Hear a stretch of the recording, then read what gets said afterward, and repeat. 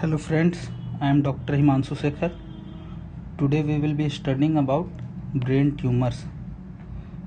So about brain tumors we will study introduction, classification of brain tumors, etiology, clinical presentation and some common brain tumors, their diagnosis and management. So in introduction, the most common brain tumors are metastasis from some another organs. So most common organs from which brain metastasis occurs are lung, breast, melanoma, RCC and others.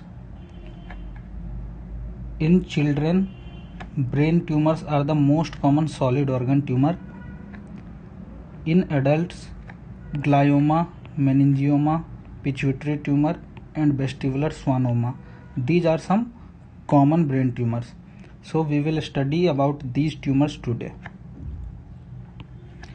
Now how to remember the classification of these brain tumors.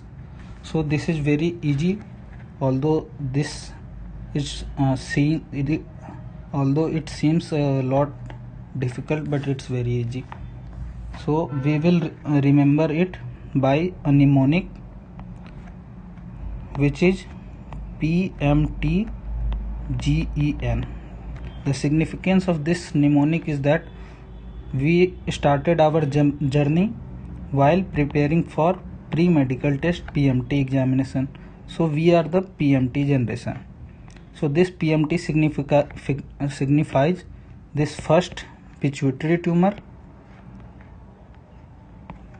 second is metastasis or plus lymphoma, this is for M, and the third is tumor like malformation, this is the T. So this is the PMT. The fourth G for germ cell tumor, E for extraaxial tumors, and the last N. This N is for neuroepithelial tumor. So pituitary, metastasis plus lymphoma, tumor like malformation, germ cell tumor, extraaxial tumor and neuroepithelial. So when we were in the mid of our journey of pre-medical test in 11th 12th class or somewhere, then we used to go to CCD to get the coffee. So this CCD signifies the subtypes of this tumor like malformation, which is C for craniopharyngioma, C for colloid cyst and D for dermoid or epidermoid. And when we finished our journey of this pre-medical test, we became MBBS. Then we thought of, oh, now we have to join the postgraduate medical examination. So PGMN, this is the mnemonic of this neuroepithelial tumor. This is P for pineal tumor, G for glioma, N for neuronal tumors and M for medulloblastoma. So this is the all we have to remember about this brain tumor classification. Now here we comes at extraaxial tumor. So this is our body and this is the axis. This is the axis. So what is the extraaxial? Extraaxial is this ear and this meninges. So the vestibular schwannoma occurs at cerebropontine angle and have all these ear problems. So this vestibular schwannoma and this meninges, which are the extraaxial meningioma. So these two are extraaxial tumors. And this glioma, we know that glioma is tumors from glial cells. There are subtypes of glioma which are oligodendroglioma, astrocytoma, ependymoma and choroid plexus tumor. So this is all about the classification of brain tumors, which is very easy to remember. Now we will come to the etiology of brain tumor. So these are mostly sporadic tumors. Environmental factor, radiation, this is the only well established environmental factor. and besides that genetic factors. So genetic factor is because of different gene defects. First is neurofibromatosis type 1 NF1. So this is on chromosome 17. So this can be remembered, there are 17 digits in this neurofibromatosis. So this is at chromosome number 17. Now the neurofibromatosis type 2, this is 2 times 2. So this is chromosome number 22. So all those extraaxial tumors, acoustic neuroma and meningioma, these are neurofibromatosis type 2. This neurofibroma itself signifies this neurofibroma, and besides that every else is astrocytoma, which is type of glial cell. So what are the genetic defects of astrocytoma? Astrocytoma has this neurofibromatosis type 1, this Cowden syndrome, HNPCC and Lee-Fraumeni. Cowden is 10, so this is P10 on chromosome number 10. This is HNPCC. HNPCC causes multiple polyps, so there are multiple genetic defects in this. And Lee-Fraumeni syndrome is due to mutation of P53 gene on chromosome 17. So these are all the factors for astrocytoma. For acoustic neuroma and meningioma, chromosome 22 NF type 2, and for neurofibroma NF type 1 on chromosome 17, because of 17 letters we can remember. Now we will see what are the presentation of these brain tumors. So presentation are mostly of 3 types. First is seizure, second is raised intracranial pressure, because of this headache and dizziness, and focal neurological deficits. So these seizures, they are mostly partial seizures, and sometime it may progress to generalized tonic-clonic seizures. So the tumors which are at temporal location, they will cause this generalized tonic-clonic seizures, and cortical tumors which are small in size, they cause this partial seizure or incomplete seizure. The pathophysiology of this raised intracranial pressure is because of the ventricular system, in which there are 2 lateral ventricles which join to cerebral aqueduct, and then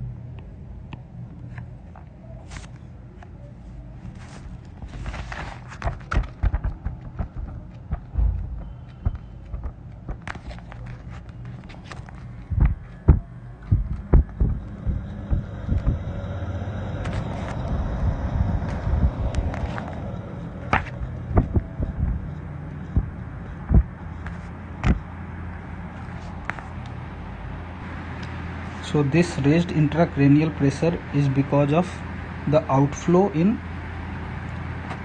pathway of CSF flow. The CSF flow starts from this lateral ventricles, which are 2 in number, via foramen of Monro. They goes to cerebral aqueduct, and from this cerebral aqueduct via foramen of Lusca, they goes to arachnoid villi. So lateral ventricles via foramen of Megendie, cerebral aqueduct, and then via foramen of Lusca, arachnoid villi. So because of tumor, when there is pressure and this pathway gets obstructed, it causes raised intracranial pressure, which is manifested by headache, dizziness. And the third most common presentation is focal neurological deficit, which depends upon the location of tumor. So if the tumor is located at pituitary, then it will cause bitemporal hemianopia and gaze paralysis. At cerebropontine angle, which is vestibular schwannoma, causes hearing problem, balance problem, tinnitus, anterior skull base anosmia, optic atrophy, and etc. You can see this table from Bailey and Love for more detail, which is not required. So now we will study about some common tumor which are present in adult. The first one is glioma. So glioma is the tumor of glial cells, which are the cells beside nerve tissue in the brain. So the types of glioma are astrocytoma, ependymoma, oligodendroglioma, and mixed tumor. So how we will diagnose this glioma? So mostly the diagnosis is histological, and histological is the confirmatory diagnosis. So the types of glial cells are the type of WHO grading for glial cells. These are the histological grading, and there are 4 grades: 1, 2, 3, and 4. This grade 4 is the most severe, and grade 1 is the least severe. So in grade 1 it is pilocytic astrocytoma, in grade 2 it is diffuse astrocytoma, in grade 3 it is anaplastic, and this grade 4 is glioblastoma multiforme. So you can see in this picture, this is the brain parenchyma and this is the tumor, and this is diffusely infiltrating into the brain parenchyma. So this is the type 4 glial cell, which is having a very poor prognosis because this is diffusely infiltrative and no clear cut resection margin is obtained. Beside the histological diagnosis, we can do imaging like MRI head, CT head, and diffusion weighted MRI. So this is the CT scan with contrast of this glioma, which you can see here is the glioma which is infiltrating into the brain parenchyma. This diffusion weighted MRI, this is mostly done to differentiate from brain abscess, metastatic tumor. These are differentiated from this glioma, which are also in the parenchyma by this diffusion weighted MRI. So how we will manage this glioma? So glioma is having medical management and surgical management. In medical management, the steroids are given because steroids are anti-inflammatory, and these decreases the tissue edema. The tissue edema, when this decreases, then it decreases the pressure and decreases the obstructive symptoms. So the presentation of headache because of obstruction, these get relieved by this steroid. Then we are using proton pump inhibitor because steroids cause gastric stress ulcers. So proton pump inhibitor are given for the stress ulcer management. Then we give anti-epileptic. These are not routinely given, but when seizure is present, then this anti-epileptic is given, and during intraoperatively, perioperative area, in perioperative time, this anti-epileptics are given. Now the definitive management is surgical resection, which also depend on the grade of this glioma.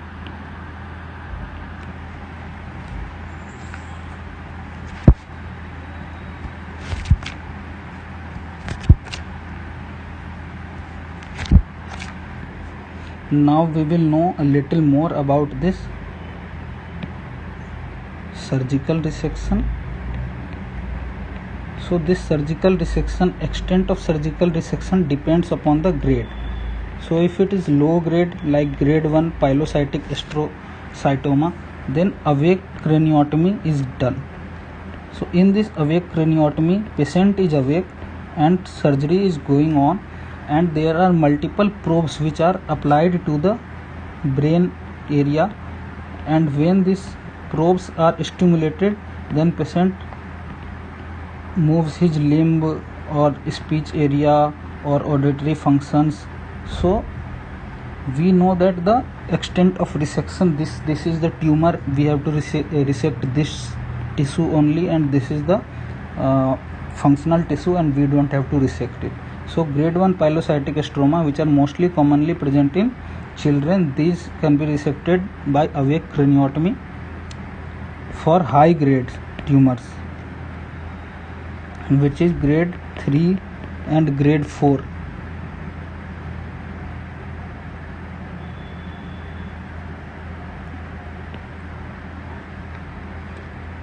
for this grade 3 and grade 4, we have to do the maximal possible resection.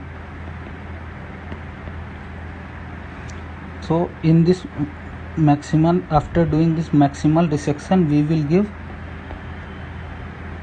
local radiotherapy,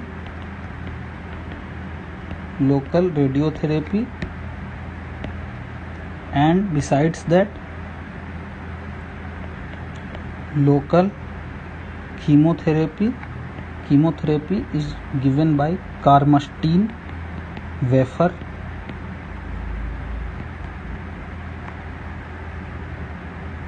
plus systemic chemotherapy. So low grade, grade 1 and grade 2 done by awake craniotomy, and grade 3 and grade 4 maximum resection plus focused radiotherapy and local chemotherapy by Carmustine wafer plus systemic chemotherapy. So this is the management of glioma. Now we will study about meningioma. So meningioma are the tumor which are originated from meninges, tumor of meninges. These are mostly benign tumor, but when they are increased and because of their size, they can cause the mass effect. Mass effect will cause focalized neurological deficit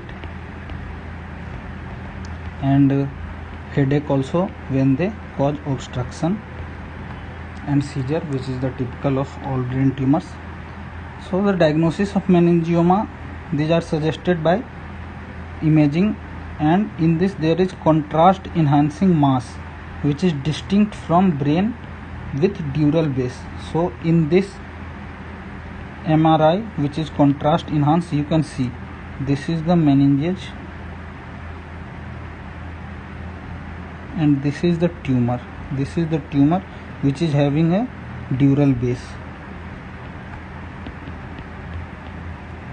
So this is a meningioma.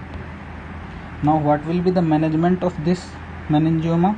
For small tumors, we can do wait and watch, steroids to decrease the inflammation, and early surgery when they are causing problems, and radiotherapy or stereotactic radiosurgery. Radiotherapy is giving radiation for killing the tumor cell, and stereotactic radiosurgery, in this there is first localization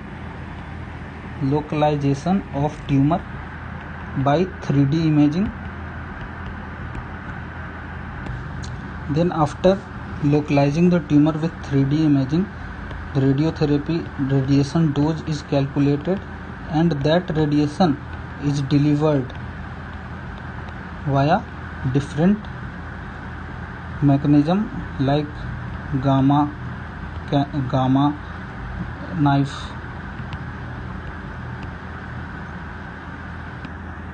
knife and cyber knife. Cyber knife is based on principle of X-rays. Gamma knife is based by gamma rays which are produced from cobalt 60. When we are resecting this meningioma, then there is a grading system which is called Simpson grading, which tells about the extent of meningioma which is to be resected. According to this, grade 1 is when tumor is benign and very well localized. So complete removal with dural attachment. So the base where the meningioma is attached with dura mater, that base is also removed, and the abnormal bone which was involved, this is also removed. So this is grade 1. In grade 2, macroscopically you will completely remove, but coagulation of dural attachment is done. So in this, coagulation of dural attachment is done, not complete dural removal.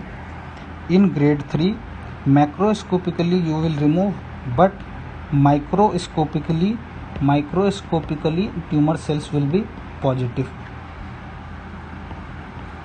In grade 4, you cannot completely remove the meningioma, so you will only do the debulking of tumor. In this, tumor margin will be positive macroscopically also. And in type 5 you cannot remove it, so you will simply do biopsy. So in type 1 complete removal, in type 2 macroscopic and microscopic removal with coagulation of dural base, in type 3 macroscopically remove, but microscopically it will be positive with coagulation of dural 4 base. In type 4 you are doing the debulking so that symptoms are alleviated, but tumor margin are positive. And in type 5 you are doing only the biopsy. So this is the Simpson grading for meningioma resection. Next is the pituitary tumors. So pituitary tumors are tumors which are originating from this pituitary. These are also mostly benign tumor, but there are some variants which are malignant, which are craniopharyngioma, meningioma, aneurysms, and Rathke's cleft shift. So the classification of this is depending upon the size. So all tumors which are less than 1 centimeter, they are called microadenoma, and when they are more than 1 centimeter, they are called macroadenoma.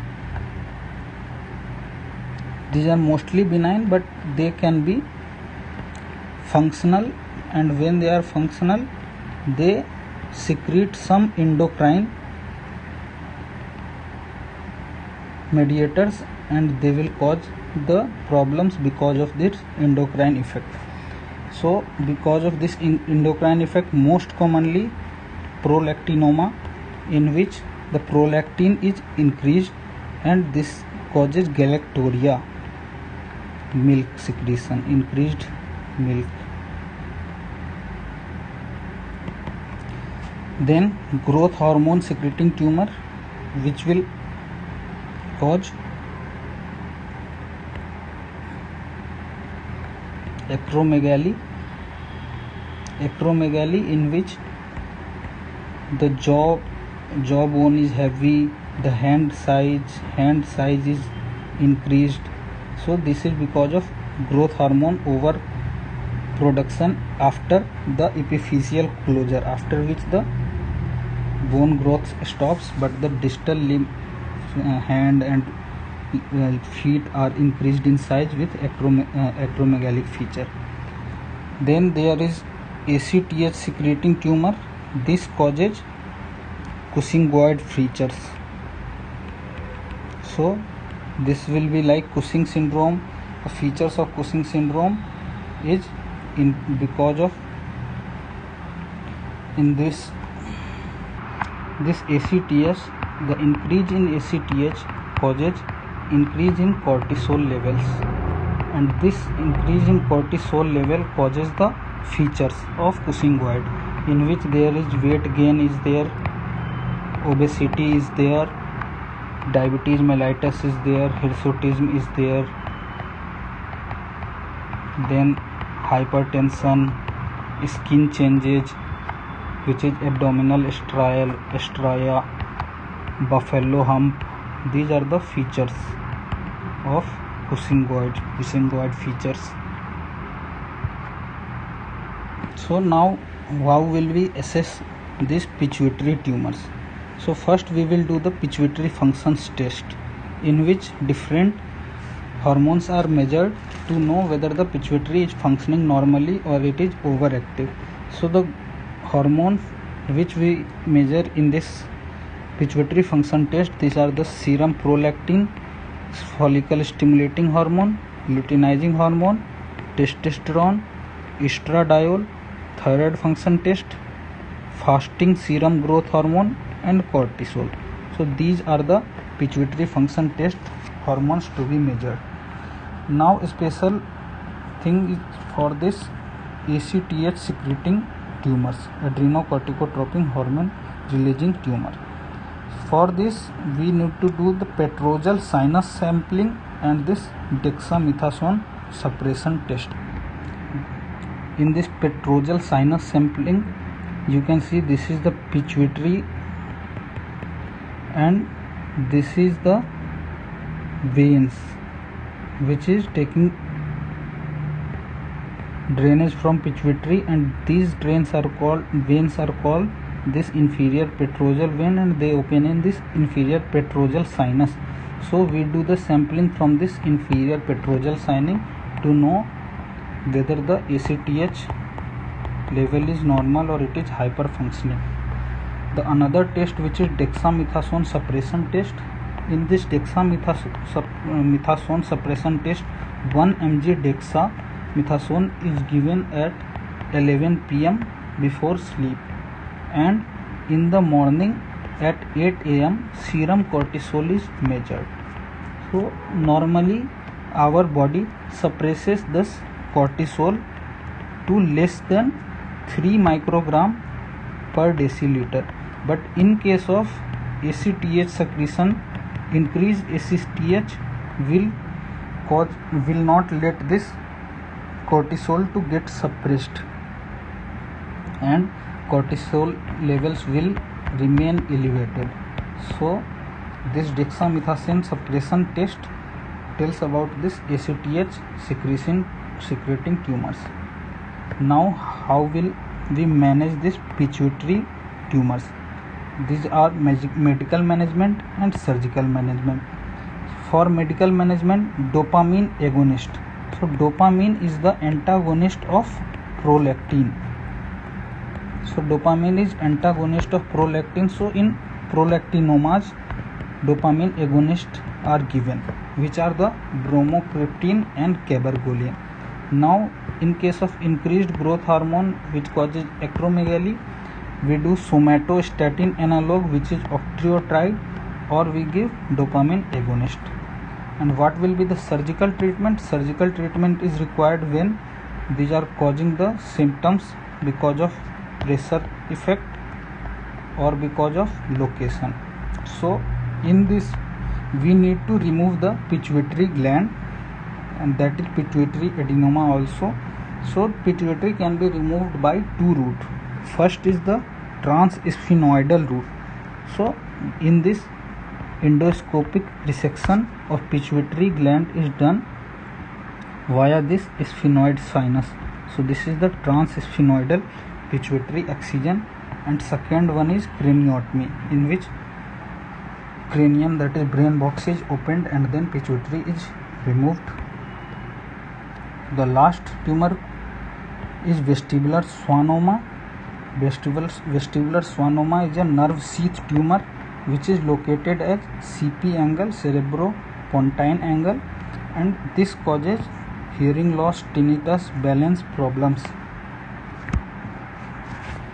The management of this vestibular schwannoma, it also depends upon the size of tumor. So if the tumor is very small and it is intracanalicular, that is within the internal auditory meatus, then we can only do surveillance and only treat when it is causing any problem. And for intermediate size tumors, which is treated by radiosurgery, giving the radiation via this gamma knife or cyber knife to excise the lesions, same as meningioma. For large tumor which is more than 4 cm and causing the symptom, surgical resection will be done of the tumor with ventriculoperitoneal shunt, which is done because of the pressure effect causing increased intracranial pressure. So to decrease this intracranial pressure, we do this ventriculoperitoneal shunting also. So that is all about these brain tumors. If you like this video, then let me know in the comment section, and if you want any topic on which I have to make this video, you can let me know in the comment section. Thank you.